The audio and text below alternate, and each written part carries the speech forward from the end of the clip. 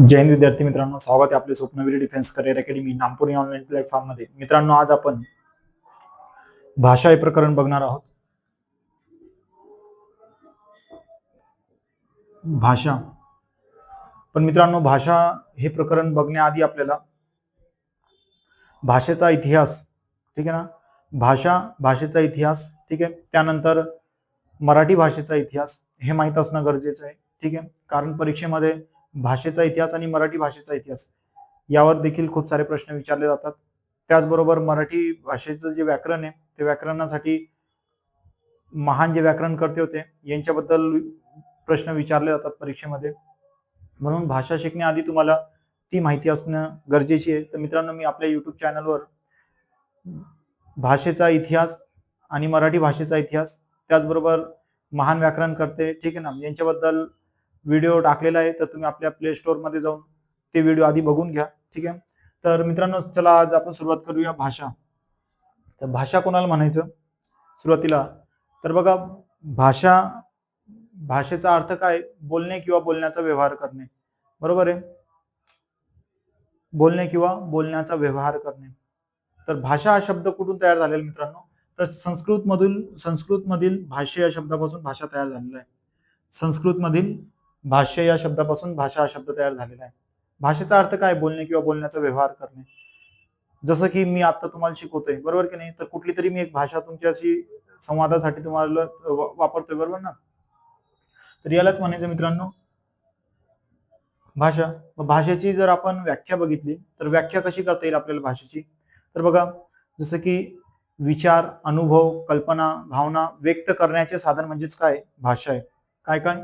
विचार, विचार, अनुभव, विचार, अनुभव, कल्पना, भावना, विचार, अनुभव, कल्पना, भावना व्यक्त करण्याचे जे साधन आहे मित्रांनो, त्यांना आपण भाषा म्हणत असतो. उदाहरणार्थ, आता एक कल्पना, भावना तुला सांगितल्यानंतर कोणतरी येणार तुझ्या डोळ्यासमोर, ठीक आहे ना, तर त्या नाहीत. बघ, लक्ष दे इकडे. विचार, आता उदाहरणार्थ जर मला माझे विचार मांडायचे, एक छोटं उदाहरण देतो तुम्हाला, ठीक आहे ना, कारण उदाहरणाने जास्त लक्षात राहतं. व्याख्या विसरले तर उदाहरण लक्षात राहतं. ठीक आहे ना. मग उदाहरणार्थ मी गार्डन मध्ये गेलेलो आहे आणि अजून बाकीची जनता गार्डन मध्ये फिरते. मी गार्डन मध्ये गेल्यानंतर तिकडे एक ग्रुप बसलेला आणि त्या ग्रुपकडे नुसतं मी बघून आणि बघून मी विचार करतोय. मग समोरचे काय करतील? जर लेडीज असणार आणि जास्त वेळ मी एक सारखं टक लावून बघतोय तिच्याकडे, तर येणार की नाही ती? आणि आल्यानंतर काय पुढचा कार्यक्रम असतो ते तुला माहिती आहे, बरोबर की नाही? तर मग विचार, मग ती माझं आल्यानंतर ती मला विचारणार, रे काय बघतोय रे, बरोबर की नाही? तर मग मला माझे विचार मांडावे लागतील का नाही, की मी काय बघत होतो, बरोबर ना? तर मग नंतर मी सांगेल की अगं ताई किंवा अगं मॅडम, ठीक आहे ना, अहो मॅडम, तुमच्या पर्सवर आहे ना एक विंचू चालत होता, मी त्याच्याकडे बघत होतो. म्हणजेच काय, मी तिकडे शांत बघत होतो आणि त्या मॅडमच्या पर्सवर विंचू चालत होता. नंतर ती जेवढ्या जोशने येणार आहे तेवढ्या तेवढ्या जोशच्या गुणिले 10 पटीने ती काय होणार, रिटर्न पळणार की नाही? म्हणजे माझा विचार होता, विचार मांडण्यासाठी मी भाषेचा वापर केला, बरोबर आहे. अनुभव, आता अनुभव म्हणजेच काय? अनुभवाबद्दल तुम्हाला सांगायची गरज नाही, कारण तुम्ही खूप सारे अनुभव घेतलेले असतात, ठीक आहे ना. तर अनुभव म्हणजे काय? उदाहरणार्थ, एखादी विहीर आहे, बरोबर आहे, आणि त्या विहिरीमध्ये मला पोहता येत होतं म्हणून मी त्या विहिरीत उडी मारली. उडी मारल्यानंतर त्या विहिरीमध्ये एक साधारणतः 15 फूट पाणी असेल. तर उडी मारताना मी जर दोघं हात पुढे करून सुरी मारून त्या पाण्यात जातोय, बरोबर की नाही? आणि एक नवशिके आलेला आहे, त्याला पोहता येत नाही, पण माझ्याकडे बघून त्यालाही जोश आलेला, मग तोही कपडे बिपडे काढतो पूर्ण नाही, बाकीचे ठेवतो आणि येतो तोही उडी मारायला. पण मी त्याला फक्त असं केलं तर त्याला काही समजणार आहे का? त्याला एवढं समजणार, हा थांबायला लावतोय. पण जर मी त्याला सांगितलं की हे बघ, उडी मारताना तू दोघं पाय मांडी वळून अशी उडी मारू नको, मारल्यास काय होतं, पूर्ण लाल लाल होऊन जातं, बरोबर की नाही पिछवाडा?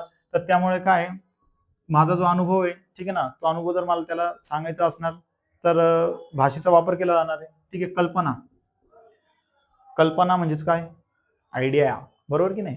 तर समजा उदाहरणार्थ, एखादा विद्यार्थी वर्गात क्वेश्चन पेपरचा सेट लावतोय. सेट लावताना मग पहिला पेपर, दुसरा पेपर, तिसरा पेपर, चौथा पेपर असं लावतोय. मग त्यामध्ये तो पहिल्या पेपर मधले मराठी करतोय, दुसऱ्या पेपर मधले मराठी करतोय, तिसऱ्या पेपर मधले मराठी करतोय, ठीक आहे ना, पूर्ण पेपर न सोडवता. तर मी त्याच्याकडे बघणार आणि मला एक आयडिया येणार, बरोबर की नाही. आयडिया काय येणार की बघ, तू असं करण्यापेक्षा बाळासाहेब शिंदेचं जे पुस्तक आहे त्यामध्ये खूप सारे प्रत्येक लेसनचे एमसीक्यू प्रश्न उत्तर दिलेले आहे. तर हे क्वेश्चन पेपर तर बघशीलच, पण ते आधी एकदा तिथून बघून घे, ठीक आहे ना. बघितल्यानंतर मग तेच प्रश्न तुला प्रश्नपत्रिकेत रिपीट झालेले दिसत आहेत, बरोबर की नाही. मग माझी कल्पना होती, जी कल्पना मी त्याजवळ मांडलेली, बरोबर की नाही. माझी ती कल्पना नव्हती जी तुला लक्षात आली असणार. भावना, भावना म्हणजेच काय, एखाद्याला बघून क्यू येणे, बरोबर की नाही. उदाहरणार्थ मी तो अभ्यास करत होता रात्री आणि 1 वाजलेले आता लायब्ररीत, मी पण तिथे बसलेलो आहे आणि तो अभ्यास करता करता काय होतं, झोपी जातो, ठीक आहे ना. तर झोपल्यानंतर मला ना त्या मुलाकडे बघून क्यू येते, बरोबर की नाही. मग मी भावनिक होतो आणि भावनिक झाल्यानंतर त्याला काय सांगतो, दादा किंवा XYZ, गोप्या, सोम्या, टोम्या, जो कोणी असणार, एक काम कर, उठ तिथून आणि माझा एक ब्लँकेट आणलेला आहे, तर मी तो तुला देतो आणि त्यावर तू निवांत एक 3-4-5 तास झोप काढून घे आणि पुन्हा जर तुला अभ्यास करायचा असेल तर अभ्यास कर. तर हे काय होते, माझ्या भावना होते, बरोबर की नाही. तर सांगायचं तात्पर्य, भाषा म्हणजेच काय, विचार, अनुभव, कल्पना आणि भावना व्यक्त करण्याचे साधन म्हणजेच काय, भाषा आहे. ठीक आहे. आता भाषेचं माध्यम आपण जर बघितलं तर भाषेचं माध्यम काय काय असतं मित्रांनो, तर भाषण हे पण भाषेचं माध्यम आहे आणि लेखन, ठीक आहे ना. भाषेचं माध्यम आपण भाषण आणि लेखन हे दोन्ही असणार. कसं, आता मी तुमच्याशी बोलतोय, बरोबर की नाही, तर भाषणच करतोय थोडक्यात. आणि जर मी तुमच्याशी बोलत नाही, काहीतरी आपल्या दोघांमध्ये टिंबटिंब झालेलं आहे आणि तू पण माझ्याशी बोलत नाही आणि मी पण तुझ्याशी बोलत नाही, बरोबर की नाही. मग मी काय करणार, फक्त असं लिहून चाललो बघ.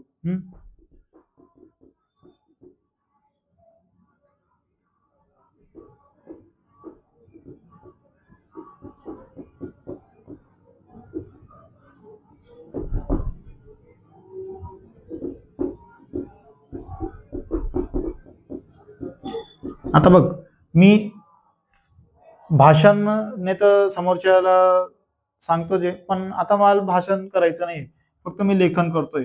मग लेखनाने पण माझ्या मनातले जे विचार असतील ते समोरच्यापर्यंत पोहोचू शकतील ना. उदाहरणार्थ मी तिला जर सांगितलं, तिने मस्त, आता पाऊस चालू आहे, मग तळण म्हणजे पावडा तळेल छत्तीने, बरोबर की नाही. पण मला पावडा खाणार नाहीत ना, कारण सकाळीच तिने कटकट करेल होती. मी तिला बोलू नका मटननी भाजी करण, ती सोयाबीन वड्या करी आण, बरोबर की नाही. मग मला रागी लागेल छाते, पण मग मला बोलणं नाही तिनासोबत, आता भाषण करणं नाही, बरोबर की नाही.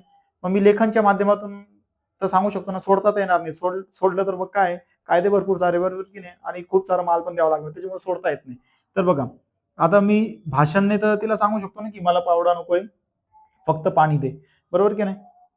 पण मी तिला असं पण सांगू शकतो ना, सॉरी, लेखनने पण माझे विचार तिच्यापर्यंत पाठवू शकतो ना. फक्त मी लिहून आणि चिठ्ठी टाकून दिली किंवा लिहून आणि बाजूला सरकून गेलं, तरी तिला माझ्या मनातील जे विचार असतील, ठीक आहे ना, किंवा माझी कल्पना असेल, ती तिला समजून जाणार आहे की याचं नेमकं म्हणणं काय, बरोबर की नाही. तर भाषेचे माध्यम कोणकोणते मित्रांनो, भाषण आणि लेखन, हे लक्षात ठेवशाल, ठीक आहे. परीक्षेला विचारलं जाणार आहे. आता भाषेचे प्रकार बघू आपण, ठीक आहे. तर भाषेचे प्रमुख मित्रांनो 2 प्रकार आहेत. किती, 2.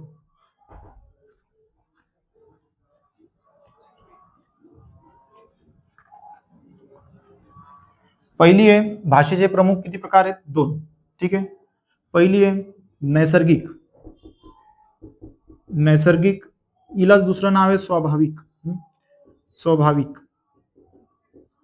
नैसर्गिक भाषा कोणाला म्हणायचं, ठीक आहे ना. ते समजण्याआधी आपण दुसरी भाषा पण बघू. दुसरी आहे कृत्रिम, ठीक आहे, कृत्रिम. मग पहिली भाषा कोणती, नैसर्गिक किंवा स्वाभाविक, आणि दुसरी कृत्रिम. मग कृत्रिमलाच दुसरं नाव काय, सांकेतिक, ठीक आहे. दुसरं नाव काय कृत्रिमला, सांकेतिक. तर मित्रांनो, नैसर्गिक भाषा किंवा स्वाभाविक भाषा कोणाला म्हणायची, तर बघा, जी भाषा आपल्याला निसर्गाकडनं मिळालेली, थोडक्यात एकदम सोपी व्याख्या सांगतो, जी भाषा आपल्याला निसर्गाकडनं मिळालेली त्या भाषेला आपण नैसर्गिक भाषा म्हणायची. उदाहरणार्थ काय, बघा, पक्ष्यांचा आवाज, ठीक आहे, पक्ष्यांचा आवाज. आता पक्ष्यांना कोणी शिकवतं का, कावळ्याला कोणी सांगतं काव काव कर, बरोबर की नाही. मोराला कोणी सांगतं का क्याव क्याव, ठीक आहे ना, असं कर नाही. तर हे काय, पक्ष्यांचा आवाज निसर्गाकडनं मिळालेला आहे. आता लहान बाळाचे जर रडणे असणार, बरोबर. तर लहान बाळ असेल, ठीक आहे ना, अवघ्या 15 दिवसाचं, 1 महिन्यात, तर त्याला कोण सांगतं की "ऐ पिंट्या अशा रड रे", बरोबर की नाही? त्याला कोण सांगत नाही ना. म्हणजेच काय, ते स्वभावात आहे त्याच्या, बरोबर की नाही? उदाहरणार्थ तो लहान बाळ, आता 15-20 दिवसात त्याला मच्छर चावतोय किंवा मुंगी चावून गेली, बरोबर, किंवा भूक लागलेली असणार, तर तो त्याच्या स्वभावात आहे रडणं, त्याला त्रास होतोय, बरोबर की नाही? त्याला कोण शिकवत नाही. लहान बाळचे रडणे, बरोबर की नाही? त्याच्यानंतर पानांचा आवाज वगैरे, ठीक आहे ना, पानांचा आवाज, हे सर्व नैसर्गिक किंवा स्वाभाविक आहे. ठीक आहे. दुसरा प्रकार कृत्रिम भाषा. कृत्रिम म्हणजेच कोणाला म्हणायची, की मानवाने आपल्या दैनंदिन व्यवहारासाठी ज्या भाषा तयार केलेल्या आहेत, त्या भाषांना काय म्हणायचंय? कृत्रिम किंवा सांकेतिक भाषा. म्हणजे काय, दैनंदिन व्यवहारासाठी. आता उदाहरणार्थ, मी जी मराठी भाषा आता तुमच्याशी बोलतोय, बरोबर आहे, तर ही भाषा काय आहे? मानवाने तयार केलेली ना, त्याच्या दैनंदिन व्यवहारासाठी किंवा व्यापारासाठी. तर या भाषेला काय म्हणायचंय? कृत्रिम भाषा किंवा सांकेतिक भाषा. आता कृत्रिम भाषा आली, मग त्याच्यात काहीतरी संकेत असणार ना. उदाहरणार्थ, जसं नकाशा आहे. मी एखादा नकाशा दाखवला समजा, ठीक आहे ना, समजून घे बरं का, हा भारताचा नकाशा आहे, फक्त समजून घे तू. नाहीतर तू परत चेक करायला जाशील की खरंच असाच होता का भारत, बरोबर की नाही? एक उदाहरण सांगतोय तुला मी, हा भारताचा नकाशा आहे. या नकाशामध्ये जर मला डोंगर रांगा वगैरे दाखवायच्या आहेत, नदी दाखवायची, तर ही काय आहे? कृत्रिम भाषा आहे नाही. आता एवढा पूर्ण भारत प्रत्येकाला हात धरून बोट धरून मला फिरवता येणार आहे का भारत? फिरवायला गेलो तर मग इकडे शिकवणार कोण? बरोबर की नाही? तर या कृत्रिम भाषा आहेत थोडक्यात. आता जर मला एखाद्या नकाशामध्ये तुला काहीतरी सांगायचं असेल, तर मी प्रत्येकाला असा हात धरून ती जागा नाही दाखवू शकत ना. ते नकाशा काय आहे? कृत्रिम भाषा आहे. मला लिहायचं असेल, तर त्यासाठी वेगवेगळ्या लिपी आहे, बरोबर की नाही? वेगवेगळ्या लिपी आहे. तर ही लिपी पण काय असणार आहे? कृत्रिम भाषा जी की नाही. लक्षात येत आहे? तर कृत्रिम भाषा किंवा सांकेतिक भाषा याला म्हणायचं, लक्षात येत आहे? आता त्यानंतर दुसरे पुढे बघू आपण, मातृभाषा. ठीक आहे, मातृभाषा. तर मातृभाषा समजण्याआधी मित्रा, तुला एक गोष्ट आवर्जून सांगतो मी, परीक्षेला विचारलं जातं काय, की खालीलपैकी कोणत्या भाषेचा पडताळा करता येतो? दुसरं विचारलं जातं की खालीलपैकी कोणत्या भाषेचा पडताळा करता येत नाही? तर पडताळा करता येतं म्हणजेच काय, की आपल्याला ती भाषा चेक करता येते, आणि पडताळा करता येत नाही म्हणजेच काय, ती भाषा आपल्याला चेक करता येत नाही. तर बघ, नैसर्गिक भाषेचा पडताळा करता येत नाही. पडताळा करता येत नाही. करता येत नाही. उदाहरणार्थ, जर माझ्या घरासमोर कुत्रं भुकून गेलंय, बरोबर की नाही, तर मी ज्यावेळेस एखाद्याला सांगेल की मना दार जवळ कुत्रं भुकी जायचे, बरोबर की नाही, मग त्यांना कसे भुकी राहतात, भुकी धकाड बरं, तर मी तुम्हाला दाखवणार नाही व्हिडिओमध्ये. पण परत जर मला तेच कुत्रं भुकतंय, ठीक आहे ना, तर भुकताना तो आधी जेवढा वेळ भुकलेला आहे, बरोबर की नाही, भुंकून गेलेला आहे थोडक्यात, दुसऱ्या जेवढा वेळ भुंकतोय तो, तर दोघांमधला भुंकण्यामधला जो आवाज असणार, ठीक आहे ना, मग ते आवाज म्हणजे डेसिबल मध्ये जो आवाज ना, किंवा जेवढा कालावधी जेवढा वेळ भुंकलेला आहे, ते तेवढाच असणार आहे का? नाही, तो चेंज होऊ शकतो ना. म्हणजेच काय, की किंवा भुंकून गेला आणि तो निघून गेला, मग जर मी सांगतोय, तुला सांगतोय की आमना घरजवळ एक कुत्र भुकी जायचे, मग तुला प्रूफ काय तुमचे, हे काही चाटा मारलाय ना, बरोबर की नाही, यांना मागे नका लागू रे, काही पण लबाडक्या ठोकस, बरोबर की नाही, मग तू माझ्यावर विश्वास ठेवणार आहे का? नाही. म्हणजेच काय, नैसर्गिक जी भाषा आहे तिचा पडताळा करता येत नाही, परंतु कृत्रिम किंवा सांकेतिक भाषा आहे तिचा पडताळा करता येतो. काय, नैसर्गिक किंवा कृत्रिम किंवा सांकेतिक भाषेचा पडताळा करता येतो. म्हणजेच काय, उदाहरणार्थ मी लिहून गेलो की उद्या खूप पाऊस पडणार आहे. खूप पाऊस पडणार आहे. सर्व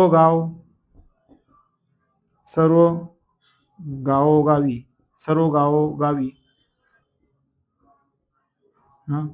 चिखलच चिखल असणार. चिखल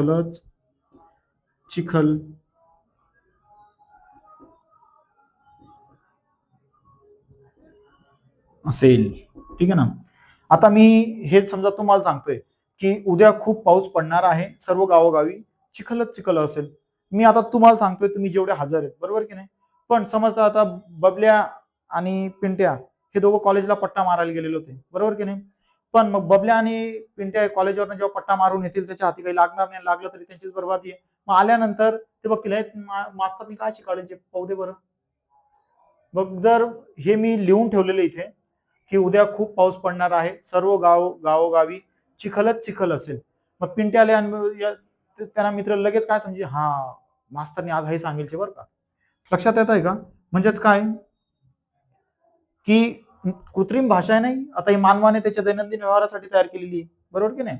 तर याचा आपल्याला पडताळा करता येतोय, बरोबर आहे. उदाहरणार्थ नकाशा आहे, बरोबर की नाही. मग नकाशा पण तुम्ही चेक करू शकतात. असं आहे का मी एकदा नकाशा पाहिलं ते डायरेक्ट गायब होऊन जाणार, नंतर दुसऱ्याने पाहिलं तोच नकाशा त्याला फक्त ब्लँक किंवा कोरं दिसणार आहे, असं होऊ शकतं का? नाही. म्हणजेच काय की नैसर्गिक जी कृत्रिम किंवा सांकेतिक जी भाषा आहे तिचा आपण पडताळा करू शकतो. लक्षात येत आहे. आता त्याच्या पुढे मातृभाषा, म्हणजेच भाषेचे प्रमुख दोन गट पडतात. एक नैसर्गिक किंवा स्वाभाविक भाषा, दुसरी कृत्रिम किंवा सांकेतिक भाषा. नैसर्गिक कोणाला म्हणायची? जी निसर्गाने दिलेली किंवा जी आपल्या स्वभावात असते त्या भाषेला नैसर्गिक भाषा म्हणतात, बरोबर की नाही. आणि कृत्रिम किंवा सांकेतिक भाषा काय, मानवाने दैनंदिन व्यवहारासाठी किंवा व्यापारासाठी जी भाषा तयार केलेली त्या भाषेला काय म्हणायचंय? कृत्रिम किंवा सांकेतिक भाषा. त्याची मी तुम्हाला उदाहरणं दिलेत, बरोबर आहे. आता पुढे बघू आपण मातृभाषा. काय पुढचा पॉइंट बघू, मातृभाषा. तर मातृभाषा कोणाला म्हणतात मित्रांनो? तर मातृभाषा म्हणजे काय, घरात जी भाषा बोलली जाते ना त्या भाषेला मातृभाषा म्हणतात. लक्षात येत आहे. घरात जी भाषा बोलली जाते त्या भाषेला मातृभाषा म्हणतात. किंवा दुसरं जर आज सांगितलं, आईकडून जी भाषा आपल्याला मिळालेली असते तर त्या भाषेलाही मातृभाषाच म्हणू. उदाहरणार्थ जर आता मी तुमच्याशी बोलताना अहिराणीत बोलायला लागलो, बरोबर की नाही, तर या अहिराणी काय माझी मातृभाषा आहे. उदाहरणार्थ सांगतोय की माझ्या घरात जर अहिराणी बोलली जाते ती माझ्यासाठी मातृभाषा आहे. जर माझ्या घरात कोकणी बोलली जाते ती माझ्यासाठी मातृभाषा आहे. जर माझ्या घरात वराडी बोलली जाते ती माझी मातृभाषा असणार आहे. लक्षात आहे. माझ्या घरात जर खानदेशी बोलली जाते ती माझी मातृभाषा असणार आहे. लक्षात येत आहे का? माझ्या घरात जर हिंदी बोलली जाते तर ती माझी मातृभाषा असणार आहे. माझ्या घरात इंग्रजी बोलली जात नाही. पण एक उदाहरण समजून देतो तुम्हाला की माझ्या घरात जर इंग्रजी बोलली जाते ती माझी मातृभाषा असणार आहे. लक्षात येत आहे. तर भारतात मातृभाषा भारतात मातृभाषा 2000 जनगणनेचा जर आपण विचार केला ना तर 19,500 इतक्या मातृभाषा होत्या. किती? एक म्हणजे आता वाढल्या असतील किंवा काही कमी पण झालेल्या असतील, ठीक आहे ना. तर यांना काय म्हणतात? मातृभाषा. तर या मातृभाषेचा मित्रांनो ऱ्हास पण होत जातो. कसं? उदाहरणार्थ जर समजा मी माझ्या मुलाला इंग्लिश मीडियम मध्ये शिक्षणासाठी पाठवलंय, बरोबर आहे. तो तिकडनं आल्यानंतर जर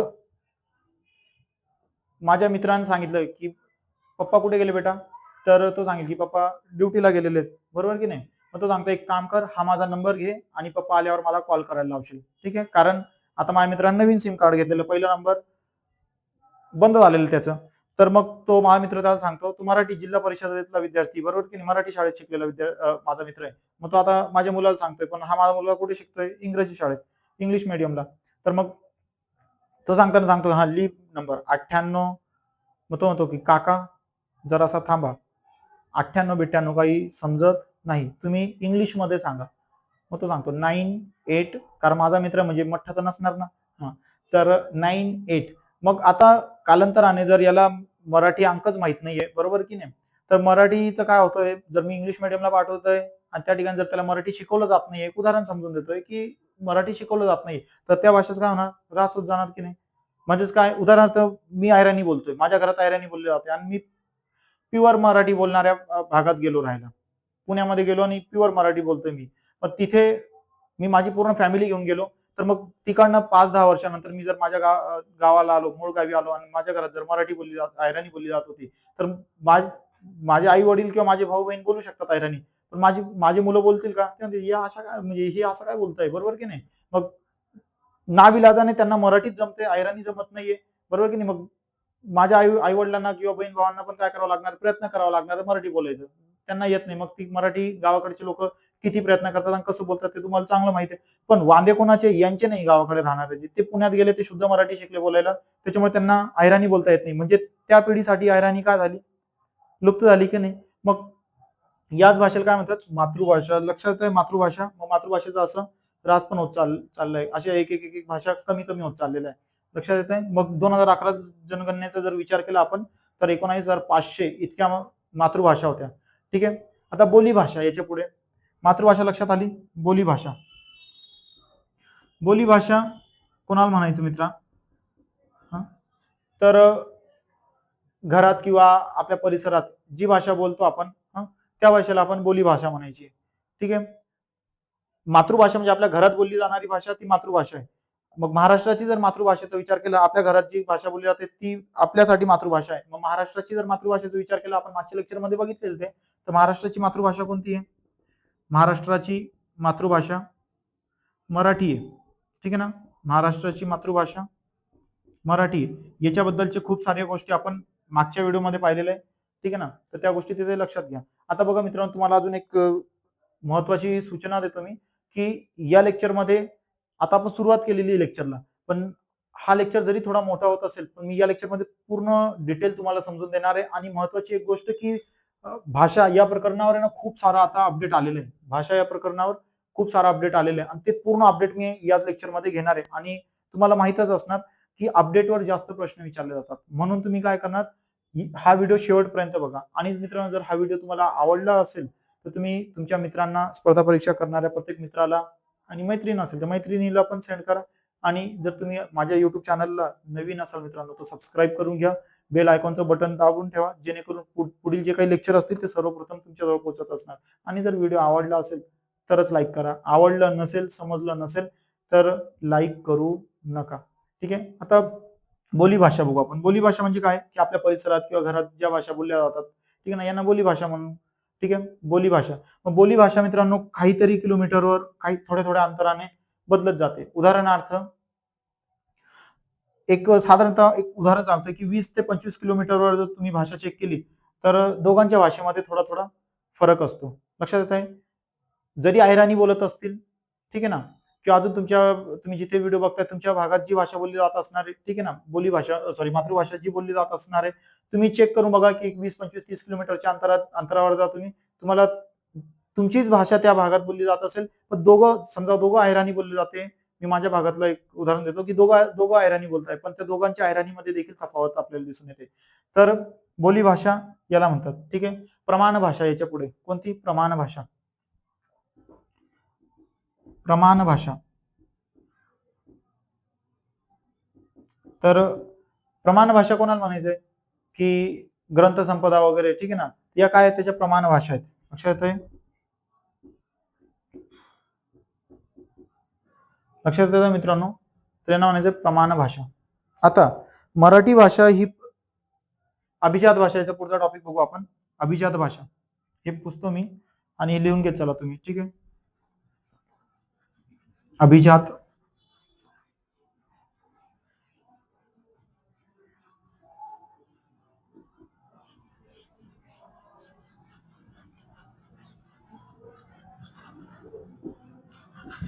पुढचा टॉपिक आपल्याला बघायचा आहे अभिजात भाषा. अभिजात भाषा कोणाला म्हणतात? ठीक आहे. अभिजात भाषा. अभिजात भाषा म्हणजे काय? जी भाषा प्राचीन काळात होती, ठीक आहे ना, आणि त्या भाषेचं अस्तित्व आज देखील टिकून आहे, तर अशा भाषेला अभिजात भाषा म्हणायची. म्हणजे 2-3 हजार वर्षापूर्वी, 4-5 हजार वर्षापूर्वी पण ती भाषा टिकून होती आणि आज पण त्या भाषेचं अस्तित्व आहे, तर अशा भाषांना काय म्हणायचंय? अभिजात भाषा. मग मित्रांनो, आधी अभिजात भाषा कमी होत्या, आता नंतर नवीन वाढलेल्या आहेत. ठीक आहे ना. तर सुरुवातीला जर आपण बघितल्या अभिजात भाषा, ठीक आहे ना, तर कोणकोणत्या होत्या ते समजून घेण्याआधी अभिजात भाषेसाठी मराठीला अभिजात भाषेचा दर्जा मिळालेला आहे. ठीक आहे. तो कधी मिळाला, कोणी मिळवून दिला, त्याबद्दल आधी माहिती बघून घेऊ आपण. तर बघा, अभिजात भाषा यासाठी एक अभिजात भाषा समिती होती. कोणती?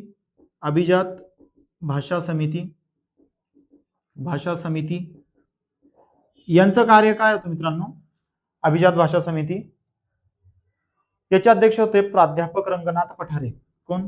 प्राध्यापक रंगनाथ पठारे. ठीक आहे. आणि अजून काही सदस्य होते, मी तुम्हाला लिहून देतो ते सदस्य कोण कोण होते, कारण परीक्षेला विचारलं जातं की अभिजात भाषा समितीचे सदस्य कोण होते, कोण नव्हते. ठीक आहे ना. तर प्राध्यापक रंगनाथ पठारे या समितीचं काम काय होतं, की एखादी भाषा अभिजात आहे, प्राचीन आहे, तर ते असं तोंडी बोलून चालत नाही. त्यासाठी ना केंद्र शासनाकडे त्याचे पुरावे मांडावे लागतात. मग नंतर अभिजात भाषेला एखाद्या भाषेला अभिजात भाषेचा दर्जा कोण देतं? केंद्र शासन. हे परीक्षेला विचारलं गेलेला प्रश्न आहे, ते लक्षात ठेवा. केंद्र शासन देत असतो. एखाद्या भाषेला अभिजात भाषेचा दर्जा कोण देतो? केंद्र शासन. मग आता केंद्र शासन दर्जा देतो तो, आता उदाहरणार्थ जर मी जाऊन सांगितलं केंद्र शासनाच्या दरबारी, किंवा मी त्यांना जाऊन भेटलो आणि सांगितलं की अमुक अमुक भाषा आहे, त्या भाषेला तुम्ही अभिजात भाषेचा दर्जा देऊन टाका, मग ते माझं ऐकून लगेच देऊन देतील का? मग असं कोणी पण जाणार ना त्यांच्याकडे की हा या भाषेला अभिजात भाषेचा दर्जा द्या. जसं की आता मी तुम्हाला सांगितलं 2011च्या जनगणनेनुसार 19,500 इतक्या मातृभाषा होत्या, बरोबर आहे. मग आता असं कोणी पण जाऊ शकतं ना की भाऊ या भाषेला अभिजात भाषेचा दर्जा द्या, बरोबर आहे. तर असं चालत नाही. त्यासाठी ना पुरावे आणावे लागतात की हा एवढ्या हजार वर्षापूर्वी पण ही बघा ही भाषा होती, त्याचा पुरावा अमुक अमुक ग्रंथात आहे किंवा अमुक अमुक लेणीमध्ये, लक्षात येत आहे, अमुक अमुक किल्ला होता, या ठिकाणी असं असं कोरीव काम आहे, मग त्या कोरीव कामात बघा देवनागरी ही लिपी आहे, लक्षात येत आहे. मग देवनागरी लिपीमध्ये बघा मराठी भाषेची जी लिपी देवनागरी लिपी, ते आपल्याला काही शब्द तिथे कोरलेले दिसतात.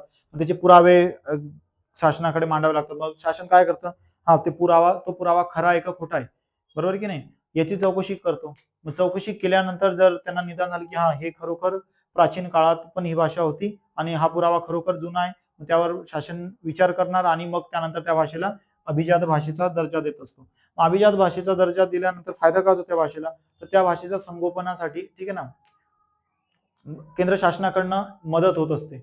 लक्षात येत आहे. मग आता पुढे आपण पुढच्या पॉइंट मध्ये बघू की अभिजात भाषेला दर्जा कोण देतो? केंद्र शासन. ठीक आहे. एखाद्या भाषेला अभिजात भाषेचा दर्जा केंद्र शासन देतो. आता अभिजात भाषा समिती, मग त्याचे अध्यक्ष कोण होते? प्राध्यापक रंगनाथ पठारे.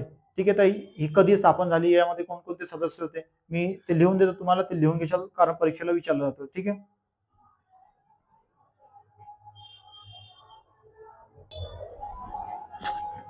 चला तर मित्रांनो, आता आपण बघू अभिजात भाषा समिती जी होती त्याचे अध्यक्ष कोण होते? मग प्राध्यापक रंगनाथ पठारे.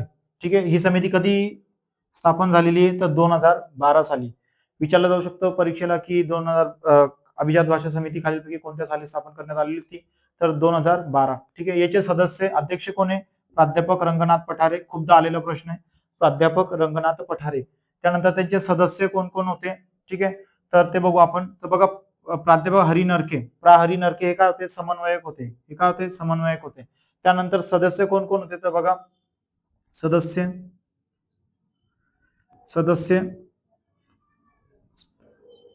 ठीक आहे ना. तर सदस्य कोण कोण होते? डॉक्टर नागनाथ कोतापल्ले, हे लिहून घ्या, परीक्षेला विचारलं जाणार आहे. त्यानंतर डॉक्टर श्रीकांत बहुलकर, त्याच्यानंतर प्राध्यापक मधुकर वाकोडे, मधुकर वाकोडे, त्यानंतर सतीश काळसेकर, त्याच्यानंतर डॉक्टर कल्याण काळे, त्यानंतर आनंद उबाळे. ठीक आहे. त्यानंतर परशुराम पाटील आणि त्यानंतर डॉक्टर मैत्रीय देशपांडे. एवढे सदस्य होते मित्रांनो अभिजात भाषा समितीचे. तर मराठीला अभिजात भाषेचा दर्जा कधी मिळाला असा परीक्षेला प्रश्न विचारला जातो. तर लक्षात ठेवा 3 ऑक्टोबर 2024 ला. कधी? 3 ऑक्टोबर 2024 ला मराठी अभिजात भाषा दिन म्हणून साजरा केला जातो. ठीक आहे ना. हे लक्षात ठेवा, परीक्षेला विचारला जाणार आहे. आणि 3 ते 9 ऑक्टोबर हा अभिजात भाषा सप्ताह म्हणून साजरा केला जातो. लक्षात येतंय. आपण 15 मराठी भाषा 15 बघितलं होतं मागच्या लेक्चरमध्ये की कधी असतो, तर तुम्ही जर तो लेक्चर बघितलेला असेल तर मला कमेंटमध्ये सांगा. ठीक आहे. त्याच्यानंतर मित्रांनो 2024 साली ना अभिजात भाषेसाठी एक पाठपुरावा समिती तयार केली गेली होती. 2024 मध्ये, फेब्रुवारी 2024 मध्ये अभिजात भाषेचा पाठपुरावा करण्यासाठी एक पाठपुरावा समिती स्थापन केली गेलेली होती. ठीक आहे. तर त्याचे अध्यक्ष होते ज्ञानेश्वर मुळे. त्याचे अध्यक्ष कोण होते? ज्ञानेश्वर मुळे. आणि त्याचे सदस्य कोण कोण होते? त्याचे सदस्य होते डॉक्टर सदानंद मोरे, राजा दीक्षित, लक्ष्मीकांत देशमुख आणि संजय नहार. हे पाठपुरावा समितीचे सदस्य होते. दोघं गोष्टी लक्षात घ्या. अभिजात भाषा समितीचे अध्यक्ष कोण? प्राध्यापक रंगनाथ पठारे. आणि पाठपुरावा समितीचे अध्यक्ष कोण? ज्ञानेश्वर मुळे. अभिजात भाषा समिती 2012 मध्ये स्थापन झालेली आहे आणि पाठपुरावा समिती 2024 मध्ये. अभिजात भाषा मराठी भाषेला अभिजात भाषेचा दर्जा कधी मिळाला? तर 3 ऑक्टोबर 2024. याच्या पुढे मित्रांनो अभिजात भाषा, एखादी भाषा ही अभिजात भाषा आहे की नाही त्यासाठी केंद्र शासनाचे काही निकष आहेत जे की परीक्षेला विचारले जातात. ते तुम्हाला माहित पाहिजे, मी लिहून देतो, ते तुम्ही लिहून घ्या. ठीक आहे. आणि मग आपण बघू की अभिजात भाषा कोणकोणत्या आहेत. ठीक आहे. ते पण परीक्षेला विचारलं जातं की खालीलपैकी अभिजात भाषा कोणती किंवा कोणती नाही, किंवा त्या भाषेला कोणत्या साली अभिजात भाषेचा दर्जा मिळालेला आहे. ठीक आहे ना. तर यावर प्रश्न विचारले गेलेले आहेत, मी ते तुम्हाला लिहून देतोय, ते तुम्ही लिहून घ्या परीक्षेला. ठीक आहे.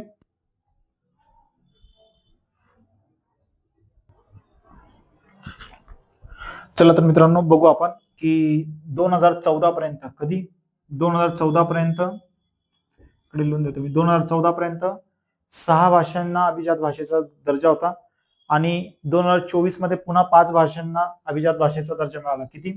2014 पर्यंत 6 भाषांना होता, 2024 मध्ये पुन्हा नव्याने 5 भाषांना अभिजात भाषेचा दर्जा मिळाला. म्हणून आता सध्या किती भाषांना अभिजात भाषेचा दर्जा आहे? तर एकूण 11 भाषांना. हे परीक्षेच्या दृष्टिकोनातून फार महत्वाची गोष्ट आहे, ती लक्षात ठेवा, लिहून घ्या. तर बघा कोणत्या भाषा होत्या?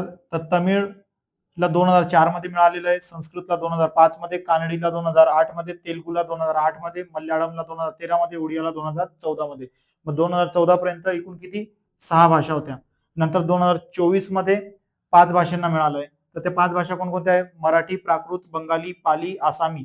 ठीक आहे. या 5 भाषांना कधी मिळालेलं आहे? तर 2024 मध्ये. आता यांना लक्षात कसं ठेवा? तर बघा TSK TMO, ठीक आहे, TSK TMO म्हणजे या 6 भाषा होत्या आणि 5 मध्ये काय? MPBPA, MPBPA, M for Marathi, P for Prakrit, B for Bengali, P for Pali आणि A फॉर आसामी. तर या भाषा कोणत्या होत्या? नव्याने मिळालेल्या अभिजात भाषेचा दर्जा. ठीक आहे.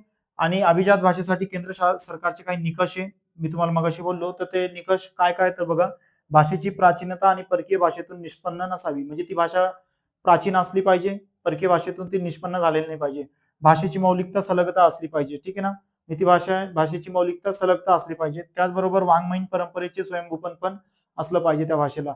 लक्षात येत आहे. आणि जर या निकष पूर्ण करत असेल तर केंद्र शासन पुरावा बघून काय करणार? त्या भाषेला अभिजात भाषेचा दर्जा देत असतो. आणि जेव्हा अभिजात भाषेचा दर्जा केंद्र शासनाकडून दिला जातो त्या भाषेच्या संगोपनासाठी एक निधी पण उत्पन्न केली जाते. ठीक आहे, दिली जाते. आता पुढे बघू आपण कलम 343 नुसार संघ राज्याच्या व्यवहाराच्या भाषा हिंदी आणि इंग्रजी आहे. जर तुम्हाला विचारलं गेलं की संघ राज्याच्या व्यवहाराच्या भाषा कोणत्या आहेत, तर त्याचं उत्तर काय लिहिणार? हिंदी आणि इंग्रजी. कोणत्या आहेत? हिंदी आणि इंग्रजी, कलम 343 नुसार. ठीक आहे. त्यानंतर घटनेच्या 8व्या परिशिष्टातील, ठीक आहे ना, घटनेच्या 8व्या परिशिष्टातील देशात बोलल्या जाणाऱ्या 22 प्रादेशिक भाषांना राजकीय किंवा राजभाषेचा दर्जा मिळालेला आहे. राजकीय किंवा राजभाषेचा दर्जा. तर त्या 22 भाषा कोणकोणत्या? याच्याबद्दल परीक्षेला प्रश्न विचारला गेलेला आहे, खूपदा येतो. तर बघा, आसामी, बंगाली, बोडो, डोंगरी, गुजराती, हिंदी, कन्नड, काश्मीरी, कोकणी, मैथिली, मल्याळम, मणिपुरी, मराठी, नेपाळी, ओडिया, पंजाबी, संस्कृत, सिंधी. त्याच्यानंतर संथाली, तमिळ, तेलुगू, उर्दू इत्यादी. म्हणजे या 22 भाषांना राजकीय किंवा राजभाषेचा दर्जा मिळालेला आहे. तर यांना लक्षात कसं ठेवा? ABB, DGH, KKKK, MMMM, NOP, SSSS, TTU. म्हणजे तुम्ही यांना क्रम देऊन द्या की A कितीदा आहे, B कितीदा आहे, D कितीदा आहे, हे लिहून घ्या तुम्ही. ठीक आहे. आता पुढे बघू आपण मराठी भाषा ही कशी तयार झाली आहे.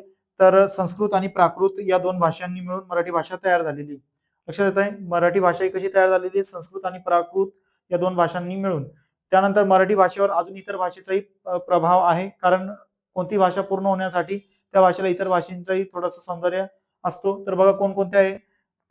गुजराती, हिंदी, फारसी, अरबी, कानडी आणि इंग्रजी. तर या ज्या 6 भाषा मित्रांनो, या भाषेचाही प्रभाव मराठी भाषेवर आहे. ठीक आहे. हा पण परीक्षेला विचारला गेलेला प्रश्न आहे, त्याच्यामुळे हे लिहून घ्या. त्यानंतर जर आपण प्राचीन भारतातील जर भाषा बघितल्या, भारतातील प्राचीन भाषा तर 2 होत्या मित्रांनो. तर कोणकोणत्या? आता भारतातील म्हणतो मी, संस्कृत आणि तमिळ. कोणकोणत्या होत्या? संस्कृत आणि तमिळ. आता याच्या पुढे आपण काही गोष्टी अजून जाणून घेऊ मित्रांनो. ठीक आहे, हे लिहून घ्या सर्वांनी.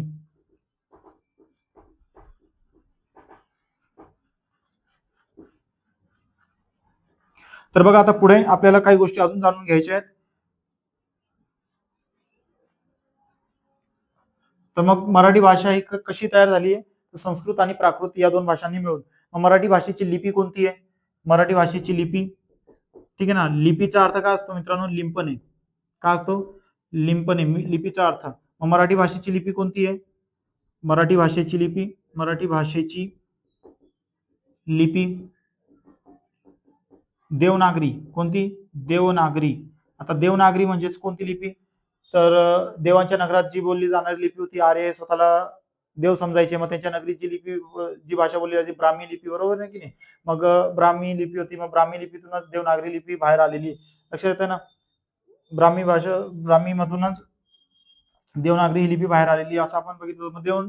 देवनागरी म्हणजे काय? जी लिपी डावीकडून उजवीकडे लिहिली जाते, डावीकडून उजवीकडे, ठीक आहे ना? उजवीकडे जी लिहिली जाते त्याला आपण काय म्हणतो? देवनागरी लिपी. म्हणजे इकडनं अशी. उदाहरणार्थ जर मी सांगितलं मोर नाचतो, मोर नाचतो, म्हणजे मी लिहायला सुरुवात कुठून केली? डावीकडनं लिहिली, सुरुवात केली आणि उजवीकडे आणून समाप्त केली, बरोबर की नाही? तर देवनागरीची जी लिपी आहे ती डावीकडनं उजवीकडे लिहिली जाते, परीक्षेला विचारलं गेलेलं आहे म्हणून लिहून घ्या. त्याचबरोबर जर देवनागरी लिपीच्या शिर म्हणजे डोक्यावर जी रेषा मारली जाते तिला शिरोरेषा म्हणतात. उदाहरणार्थ जर मी लिहिलं इथे पोलीस, ठीक आहे ना?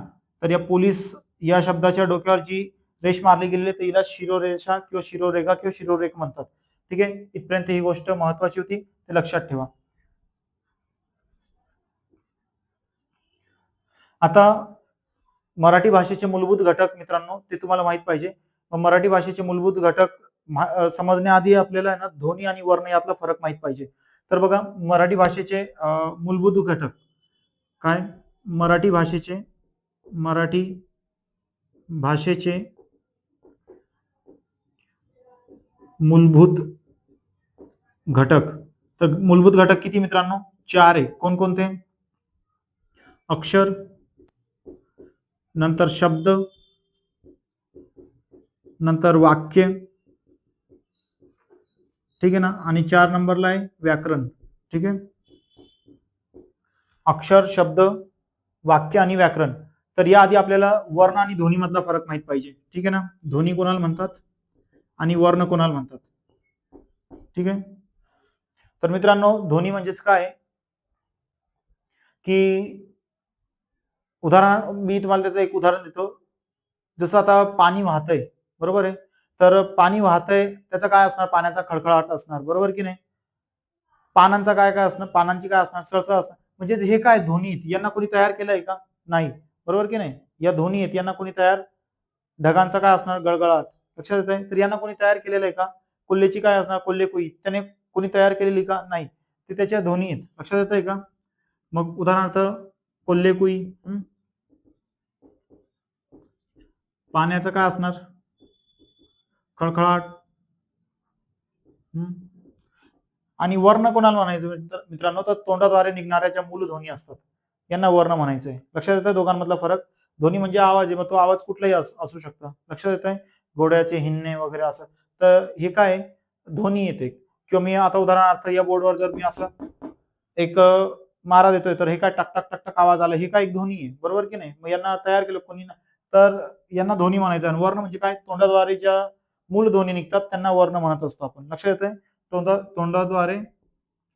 तोंडाद्वारे निघणाऱ्या मूल ध्वनींना वर्ण म्हणतात. काय? वर्ण म्हणतात. लक्षात येत आहे का? मग मित्रांनो याच्या बरोबर तुम्हाला अजून आहे ना भाषेचे जे मूलभूत घटक आहे 4 ते माहित पाहिजे, ठीक आहे ना? तर ते आधी जाणून घेऊ आपण. तर बघा अक्षरचा अर्थ काय असतो? नष्ट न पावणारे. उदाहरणार्थ जर मी मूल ध्वनी काढला इथे, मूल ध्वनी तोंडाद्वारे जर मी काढला इथे, उदाहरणार्थ मी आता एक ध्वनी काढतोय जसं पा, ठीक आहे ना? तर पा हा एक ध्वनी होता, बरोबर की नाही? तर तो ध्वनी जर मी कुठे लिंपून नाही ठेवला, कुठे लिहून नाही ठेवला, तर काय होणार? तो नाश पावणार आहे की नाही? मी पा हा आवाज काढला, त्याचा जर काही प्रूफ नसेल, लिहून लिंपून नाही ठेवलेला असणार, तर तो काय होऊन जाणार? नष्ट पावेल, बरोबर की नाही? नाश पावणार.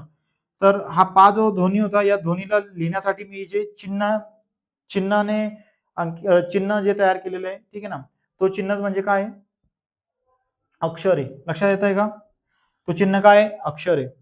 तर अक्षरचा अर्थ काय असतो? नाश न पावणारे. मग अक्षरची व्याख्या काय करू आपण? तोंडाद्वारे ज्या निघणाऱ्या मूल ध्वनी आहेत, ठीक आहे ना? त्यांनाच अक्षर असे म्हणतात, ठीक आहे? नंतर शब्द. तर शब्द कोणाला म्हणायचो मित्रांनो? की अक्षरांचा अर्थपूर्ण जो समूह असतो, ठीक आहे? अक्षरांचा समूह, अर्थपूर्ण जो समूह असतो त्याला शब्द म्हणायचंय. किंवा दुसरं असं पण करू शकतो आपण की अक्षरांच्या समूहास काही अर्थ प्राप्त होत असेल तर त्यांना शब्द म्हणायचंय. अक्षरांच्या समूहास काही अर्थ प्राप्त होत असेल तर त्यांना शब्द म्हणायचंय. उदाहरणार्थ जर मी तुम्हाला एक शब्द दिला इथे, हा, खिचडी. आता खिचडी सांगताना सांगितल्या तुमच्या समोर खिचडी दिसते, बरोबर की नाही? आणि जर मी हे एक शब्द हे 3 अक्षर बघा, ख एक अक्षर आहे, च एक अक्षर आहे, ड एक अक्षर आहे, तर यांना विलांट्या देऊन वगैरे असं खिचडी हा शब्द तयार झालेला, बरोबर आहे? मग खिचडी सांगताच तुमच्या समोर लगेच खिचडी येते, बरोबर की नाही? काहींच्या तोंडाला पाणी पण आलेलं असेल. पण याच 3 अक्षरापासून जर मी चकडी किंवा चडीक असं लिहून दिलं तर मग तुम्ही म्हणता चडीक चडीक म्हणजे काय? मग आपल्याला त्याला काही समजत नाही, त्याचा अर्थ काही निघत नाही. म्हणजे खिचडी सांगितल्या आपल्याला हे पण अक्षरांचा एक समूह होता, बरोबर की नाही? अक्षर एकत्र केले गेले होते, त्यापासून एक शब्द तयार केलेला आहे आणि त्या शब्दाला काहीतरी अर्थ प्राप्त होतोय म्हणून याला आपण शब्द म्हणायचोय. लक्षात येतोय? आणि जर चडीक इथे च आहे, ख आहे, ड आहे, बरोबर की नाही? इथे पण तेच आपण वापरले च, ड आणि ख, ठीक आहे ना? किंवा चडीखी. तर तेच आपण जर इथे खाली लिहून घेतले अक्षर आणि त्यांना एकत्र जोडले पण त्यांना अर्थ प्राप्त होत नाही, तर चडीखी सांगितल्यानंतर काही लक्षात येणार आहे का आपल्याला? काहीच येणार नाही. ठीक आहे, म्हणून यांना शब्द म्हणतात. आता मित्रांनो, शब्दाबद्दल आहे ना अजून काही महत्वाच्या गोष्टी आहे तर ते आपल्याला माहित असणं गरजेचे आहेत. ठीक आहे ना? तर आधी वाक्य कोणाला म्हणतात तर ते समजून घ्या. वाक्य म्हणजे काय? शब्दांचा अर्थपूर्ण समूह, ठीक आहे, किंवा पूर्ण अर्थाचे बोलणे याला वाक्य म्हणतात. जर मी सांगितलं की 1 प्लेट खिचडी द्या, काय? 1 प्लेट खिचडी द्या, खिचडी द्या. आता हे तुम्हाला जर मी सांगितलं इथे 1 हा शब्द आहे, प्लेट हा शब्द आहे, खिचडी हा शब्द आहे, ते हा एक शब्द आहे, बरोबर की नाही? मग या ठिकाणी जर मी तुम्हाला सांगितलं 1 प्लेट खिचडी द्या असं एक वाक्य बोललो, पूर्ण अर्थाचं बोलतोय म्हणजे हे काय? वाक्य आहे, बरोबर की नाही? आणि जर मी काहीतरी लिहून दिलं तुम्हाला, उदाहरणार्थ मोबाईल, पाणी, जग, दुकान, नाही. आता बघा हे पण एक शब्दांचा समूह आहे, बरोबर की नाही? मोबाईल एक शब्द आहे, पाणी एक शब्द आहे, जग एक शब्द आहे, दुकान एक शब्द आहे, नाही एक शब्द आहे. जर मी सांगितलं मोबाईल, पाणी, जग, दुकान, नाही, मग याचा अर्थ आपल्याला काही समजतंय का? काहीच अर्थ निघत नाहीये. मग हे नेमकं काय? मोबाईल नाही म्हणजे नेमकं काय? पाणी नाही म्हणजे नेमकं काय? जग, दुकान नाही म्हणजे यातून आपल्याला अर्थ निघत नाहीये. तर हा जो वरचा होता 1 प्लेट खिचडी द्या, तर याला अर्थ प्राप्त होतोय. शब्दांचा समूह आहे आणि तो अर्थ प्राप्त होतोय त्याला, म्हणून याला वाक्य म्हणायचंय. आणि हे जरी अर्थांचं म्हणजे वाक्य असेल, ठीक आहे ना, वाक्य आपल्याला दिसतंय पण याला काही अर्थ निघत नाहीये. लक्षात येतंय? व्याकरण. व्याकरण म्हणजे काय मित्रांनो? भाषेचे स्पष्टीकरण देणारे शास्त्र म्हणजेच व्याकरण असतं. ठीक आहे, भाषेचे स्पष्टीकरण देणाऱ्या शास्त्रास व्याकरण म्हणतात. उदाहरणार्थ जर मला एखादं पत्र लिहायचंय, काय? एखादा पत्र लिहायचंय कोणाला?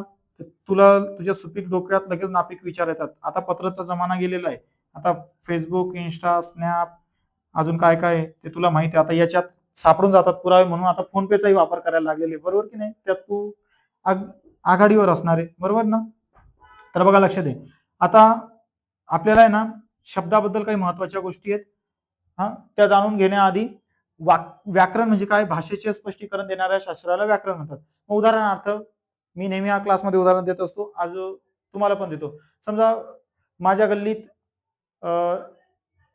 मला ग्रामपंचायतीला माझ्या गल्लीबद्दल थोडीशी एक तक्रार द्यायची.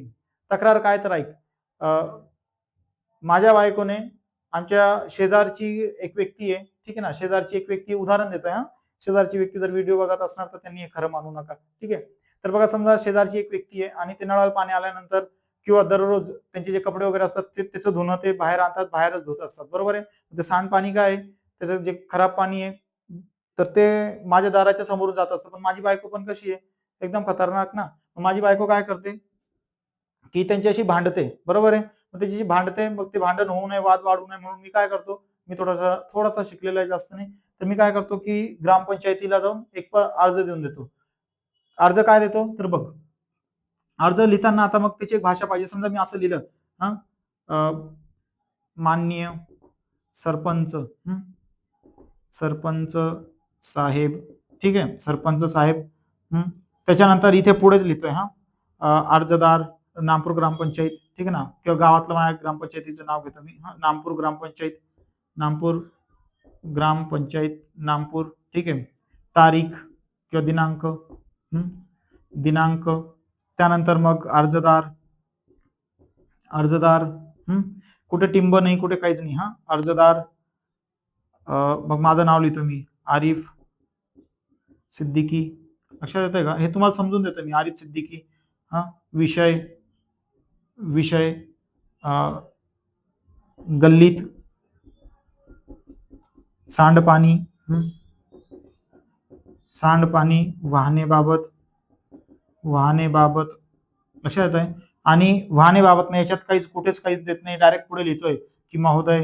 ठीक आहे ना, महोदय उपरोक्त विषयान्वये मी आपणास कळू इच्छितो की मी अमुक अमुक या वार्डमधला या माझा घर क्रमांक असा असा, मी इथला रहिवासी असून आमच्या शेजारी अशी अशी एक व्यक्ती राहते, ती व्यक्ती असे असे धुणं वगैरे बाहेर धुते, मग याच्याने माझ्या कुटुंबात आणि त्यांच्यात वादन तयार होतोय. शिवाय या सांडपाण्याने रोगराई पसरू शकते, आजारी गल्लीतले लोक, लहान बाळ वगैरे आजारी पडू शकतात, डास मच्छरचा त्रास होते आम्हाला त्याच्याने. मग लवकरात लवकर ग्रामपंचायतीने याच्यावर काहीतरी आळा घालावा किंवा लवकरात लवकर याच्यावर काहीतरी यांच्यावर बंदी आणावी. ठीक आहे, या गोष्टी चौकशीवर. मग असं मला लिहून द्यायचं, पण लिहिताना मी काय केलं की कुठेच गॅप नाही, कुठेच स्पेस नाही. ठीक आहे ना, एकत्र लिहून टाकलेलं आहे. तर हे व्याकरण दृष्ट्या कदाचित त्या सरपंचांना समजेल. ठीक आहे ना, पण ते शास्त्रशुद्ध नाहीये. ठीक आहे ना, म्हणून जर मला हेच पत्र लिहायचंय तर हे पत्र लिहिताना कसं लिहावं लागेल? उदाहरणार्थ, मान्य सरपंच, मान्य सरपंच, सरपंच साहेब. लक्षात आहे? मान्य सरपंच साहेब, नामपूर ग्रामपंचायत, नामपूर ग्रामपंचायत, नामपूर. ठीक आहे, त्याच्यानंतर मग इकडे दिनांक. लक्षात आहे? त्यानंतर मग थोडंसं स्पेस सोडून इकडे अर्जदार, अर्जदार. मग माझं नाव टाकेल मी. त्याच्यानंतर विषय, मग विषय तुम्हाला सांगितलं किती छान होता. ठीक आहे ना, तो विषय लिहिणार. त्याच्यानंतर मग इकडे परत महोदय, महोदय लिहिल्यानंतर मग कॉमा देणार. मग पुन्हा इथून सुरुवात करेल, उपरोक्त किंवा वरील विषयान्वये, उपरोक्त किंवा वरील विषयान्वये. असं जर आपण शुद्ध एक भाषेत लिहिलेलं आहे, ठीक आहे ना, तर हे वाचायला पण सोपं असणार आणि त्याचा अर्थही समजणार आहे. मग हे आपण काय केलं, व्याकरणाच्या अधीन राहून हे पत्र लिहिलेलं आहे. लक्षात येतं? व्याकरण याला म्हणायचंय. आता आपल्याला मित्रांनो पुढे शब्द बघायचा. अजून शब्द म्हणजे काय? अक्षरांचा अर्थपूर्ण समूहास काही अक्षरांच्या समूहास काही अर्थ प्राप्त होत असेल तर त्याला शब्द म्हणायचं, किंवा अक्षरांच्या अक्षरांचा अर्थपूर्ण समूह म्हणजे शब्द आहे. ठीक आहे, आता शब्दाबद्दल अजून काही महत्वाच्या गोष्टी आहेत, त्या आता आपण समजून घेऊया. ठीक आहे, तर त्या महत्वाच्या गोष्टी काय मी तुम्हाला लिहून देतो आणि समजून देतो.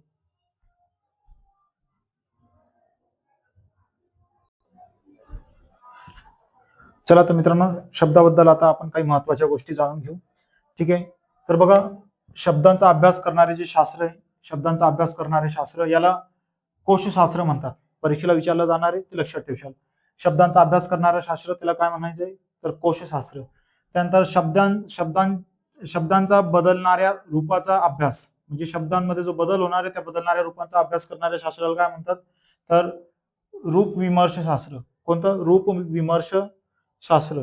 ठीक आहे, त्यानंतर भाषेतील घटकांचा जो क्रम आहे, हा क्रम विचारला जातोय आता परीक्षेमध्ये, म्हणून हे लक्षात ठेवा. भाषेतील घटकांचा जो क्रम आहे, तो क्रम कसा पूर्ण होतो? तर सुरुवातीला वर्ण, नंतर अक्षर असणार, नंतर शब्द तयार होतो, नंतर वाक्य, आणि मग वाक्यापासून भाषा तयार होते. लक्षात येते? ही गोष्ट महत्वाची, हे लक्षात ठेवणार. काय काय? वर्ण, अक्षर, शब्द, वाक्य आणि भाषा. तर हा काय मित्रांनो? भाषेतील घटकांचा क्रम आहे. हे परीक्षेला विचारलं जाते, हे लक्षात ठेवा. ठीक आहे, त्यानंतर शब्दाची लक्षणे. मग शब्दाची लक्षणे काय? शब्द कसा तयार होतो? ठीक आहे ना, हे फार इम्पॉर्टंट आहे. तर बघा, शब्दाची लक्षणे म्हणजेच काय? ध्वनी समूह असतो शब्दांमध्ये. काय? शब्दांचा एक ध्वनी समूह असणार आहे. जसं की मी तुम्हाला एक शब्द लिहून दाखवला होता, खिचडी. आता उदाहरणार्थ एक शब्द इथे पुन्हा लिहून देतो मी, पतंग. मग पतंग मध्ये बघा, प एक ध्वनी, त एक ध्वनी, ग एक ध्वनी, बरोबर की नाही? त्याच्यानंतर पतंग हे एक अक्षर, या अक्षरांचा एक समूह आहे, बरोबर आहे. मग यांना अर्थ पण प्राप्त होतोय. लक्षात आहे? शब्दाची लक्षणे काय? ध्वनी समूह असणार, नंतर अर्थ प्राप्त होणे त्याला गरजेचं आहे. मग पतंग सांगितल्यानंतर तुमच्या लक्षात येते की याला एक अर्थ प्राप्त होतोय. जर मी तंगप लिहिलं तर तंगपला अर्थ प्राप्त होतोय का? नाही, आपण बघितलं ती गोष्ट. त्यानंतर त्याचा स्वतंत्रपणे वापर करता आला पाहिजे. जर मी पतंग सांगितले तर पतंगाचा स्वतंत्रपणे वापर होतोय की पतंगाला वाक्यातच जोडणं गरजेचं आहे? असं नाही, पतंग सांगितलं तर स्वतंत्र पण त्याचा वापर होतोय, बरोबर की नाही? तर हे शब्दाची लक्षणे होती, ते लक्षात ठेवशाल. काय काय? ध्वनी समूह असतो तो, त्यानंतर अर्थ प्राप्त होणे गरजेचे आहे, त्यानंतर त्याचा स्वतंत्रपणे वापर करता आला पाहिजे. आता मित्रांनो, शब्दाचे वर्गीकरण बघायचं आपल्याला. शब्दाचे वर्गीकरण हे सर्व अपडेट आहे, परीक्षेला विचारलं जाणार आहे, म्हणून लक्षात घेशाल. ठीक आहे, शब्दाचे वर्गीकरण कोणाला म्हणतात? तर वर्गीकरण बघा काय काय केलेलं आहे. पहिलं पहिलं आहे पूर्णार्थ शब्द. पूर्णार्थ शब्द म्हणजेच काय, ज्या शब्दाला पूर्ण अर्थ असेल अशा शब्दाला आपण काय म्हणायचं, पूर्णार्थ शब्द. उदाहरणार्थ जर मी सांगितलं इथे आंबा, बरोबर की नाही, तर आंबा सांगितल्यानंतर तुमच्या लक्षात येतोय की एक फळ येतो, बरोबर की नाही, किंवा लाडू हे खाद्यपदार्थ आहे, बरोबर, स्वीट आहे, हे तुमच्या लक्षात येत आहे. गाडी, तर हे तुमच्या लक्षात येतं ना सांगितल्यानंतर की काय. ठीक आहे. तर पूर्णार्थ शब्द हा पहिला प्रकार आहे शब्दांमध्ये. ठीक आहे, वर्गीकरणात पूर्णार्थ शब्द. मग पूर्णार्थ शब्द कोणाला म्हणायचंय, तर त्याची व्याख्या काय, ज्या शब्दाला पूर्ण अर्थ प्राप्त होत असेल अशा शब्दांना पूर्णार्थ शब्द म्हणायचंय. मग उदाहरणार्थ आंबा, लाडू, लक्षात येत आहे.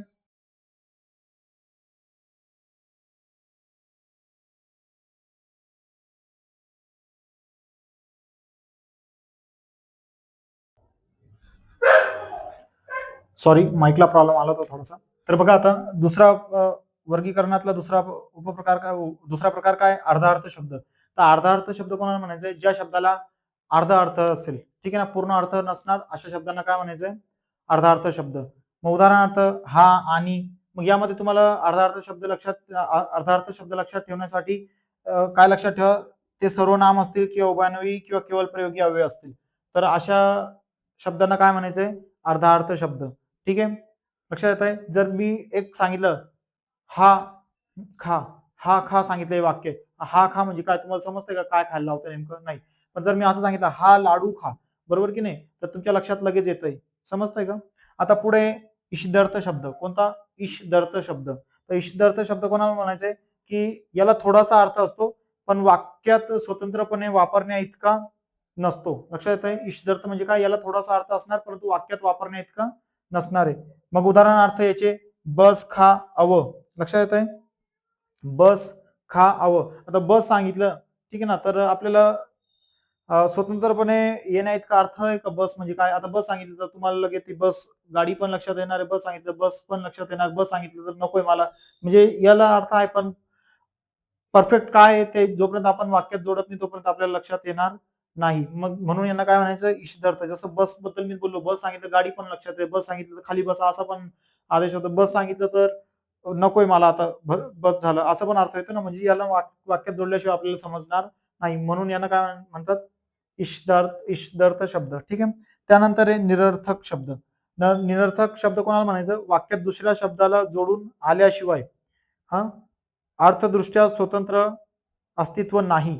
लक्षात येत आहे का, वाक्यात दुसऱ्या शब्दाला जोडून आल्याशिवाय अर्थदृष्ट्या स्वतंत्र अस्तित्व नाही अशांना काय म्हणायचंय, निरर्थक शब्द. उदाहरणार्थ नारा, मागे. तर याच्यामध्ये लक्षात ठेवण्यासाठी शब्दयोगी अव्यय किंवा काळाचे किंवा साधित प्रत्यय असणारे त्यांना काय म्हणायचं मित्रांनो, निरर्थक शब्द. जसं नारा हा प्रत्यय आपण बोल यामुळे आता लावला, बोल नारा. लक्षात येतं. मग बोल सांगितलं तर आपल्याला म्हणजे बोल सांगितलं तर त्याचा अर्थ आपल्याला निघत नाही, बरोबर की नाही, सॉरी अर्थ लक्षात येत नाही, तर यामध्ये काय असणार आहे, शब्दयोगी अव्यय किंवा काळाचे साधित प्रत्यय जोडलेले असणार आहे. ठीक आहे, इथपर्यंत आपण शब्दांचे वर्गीकरण पाहिलेले. ठीक आहे, अजून मपा सबनीस यांच्या म्हणण्यानुसार त्यांनी अजून दोन दोन प्रकारात वर्गीकरण केलेले शब्दाचं, ते काय ते आपण पुढे बघू. ठीक आहे.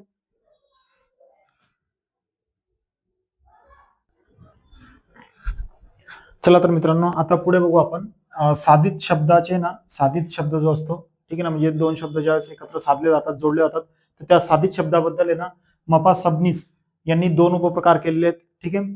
तर पहिला आहे संयुक्त शब्द. आता संयुक्त शब्द कोणाला म्हणायचं, तर बघा लोप होण्यासारखे मधले शब्द किंवा प्रत्यय नसणारे, ठीक आहे ना, शब्द एकत्र लिहिले तर त्यांना संयुक्त शब्द म्हणायचं.